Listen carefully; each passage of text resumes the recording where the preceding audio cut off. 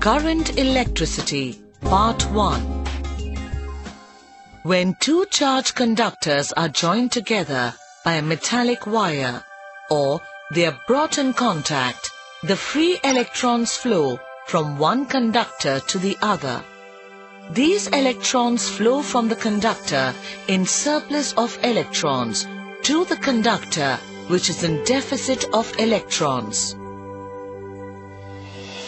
The motion of these electrons stops when the concentration of electrons in both the conductors become equal.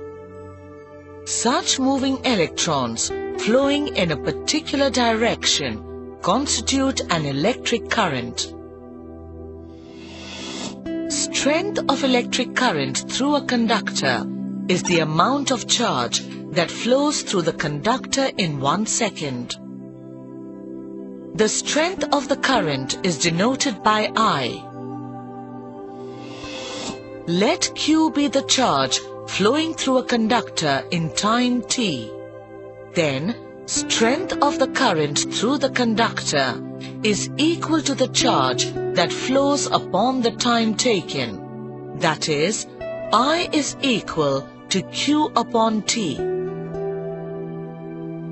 The SI unit of charge is Coulomb, which is denoted by letter C, and the unit of current is Ampere, which is denoted by letter A. Since I is equal to Q upon T, 1 ampere is equal to 1 coulomb upon 1 second. Thus, strength of current through a conductor is said to be 1 ampere if 1 coulomb charge flows through it in 1 second. The flow of electrons between two charged conductors will take place from 1. A negatively charged conductor to a positively charged conductor. 2. A negatively charged conductor to an uncharged conductor. And 3. An uncharged conductor to a positively charged conductor. Thus, electric potential is the electric condition which determines the flow of charge or electrons. The conductor with higher concentration of electrons is said to be at a lower potential, and the conductor with lower concentration of electrons is said to be at a higher potential. On connecting, the electrons flow from the conductor at lower potential to the conductor at higher potential. Conventionally, we say that electric current flows from the body at higher potential to the body at lower potential. Hence, electric current is called conventional current. For a battery, the electronic current, that is, the flow of electrons is from negative terminal to positive terminal, whereas the conventional current flows from positive to negative terminal. The direction of electric current can be detected with the help of a galvanometer. Potential difference between any 2 points in an electric field is the amount of work done in bringing a unit positive charge from one point to the other. Suppose W joule of work is done in bringing Q coulomb of positive charge from one point to the other. Then the potential difference V between the 2 points will be given by potential difference is equal to the work done upon the charge moved. The SI unit of potential difference is volt. Since the SI unit of work is joule and the SI unit of charge is coulomb, 1 volt is equal to 1 joule upon 1 coulomb. Thus, if 1 joule of work is done in moving 1 coulomb of positive charge between 2 points in an electric field. The potential difference between these 2 points is 1 volt. The bigger units of potential difference are kilovolt and megavolt. 1 kilovolt is equal to 1000 volts and 1 megavolt is equal to 10 lakh volts, that is 10 raised to 6 volts. The potential difference between 2 points is measured by an instrument called voltmeter. The current flowing in a circuit is measured by an ammeter. It has a circular scale graduated in amperes. An ammeter is connected in series in a circuit.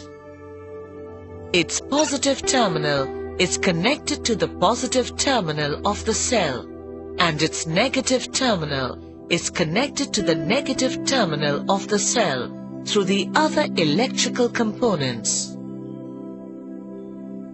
The potential difference between the 2 points of a circuit is measured by a voltmeter. It has a graduated scale in volts. A voltmeter is connected in parallel across the 2 points between which potential difference is to be measured. The positive terminal of the voltmeter is connected to the point which is connected to the positive terminal of the cell, and its negative terminal is connected to the negative terminal of the cell. There is always some obstruction to the flow of current when the current flows through a conductor like a metal wire. This obstruction is called the electrical resistance of the conductor. The current in a conductor flows due to the motion of electrons in it. As the electrons move through the conductor, they collide with the atoms present in the conductor. These collisions decrease the speed of the electrons, and thus resistance occurs in the flow. The resistance of a wire depends on 3 factors. The first factor is length of the wire. Since the number of collisions in a long wire are more than that in a short wire, a long wire offers more resistance. Thus, with the increase in the length of the wire, the resistance increases. The second factor is thickness of the wire. Since there is an easy flow of electrons in a thick wire offers less resistance than a thin wire. Thus, with the thickness of the wire, the resistance of the wire decreases. The third factor affecting the resistance is material of the wire. There are different arrangements of atoms in different materials. So, the resistance depends on the material of the wire. Good conductors like metals have low resistance. The unit of resistance is ohm, and the symbol of the resistance is. When 2 points at different potentials are connected with the help of a conductor, electric current flows through the conductor from the point at a higher potential to the point at a lower potential, till the potential of both the points is the same. If the potential difference between the 2 points is more, the current flowing through the conductor is more, and if potential difference between the 2 points is less, then the current is less. The concept of the potential difference can be made clearer by learning 2 analogies. The first is heat analogy. If 2 bodies at different temperatures are connected, heat flows from the body at higher temperature to the body at lower temperature till the temperature of both the bodies is the same. Moreover, if the temperature difference between both the bodies is more, the rate of flow of heat is more. And if the temperature difference is less, the rate of flow of heat is less. The second is water analogy. Consider two vessels, X and Y, connected together with a stopcock fitted pipe.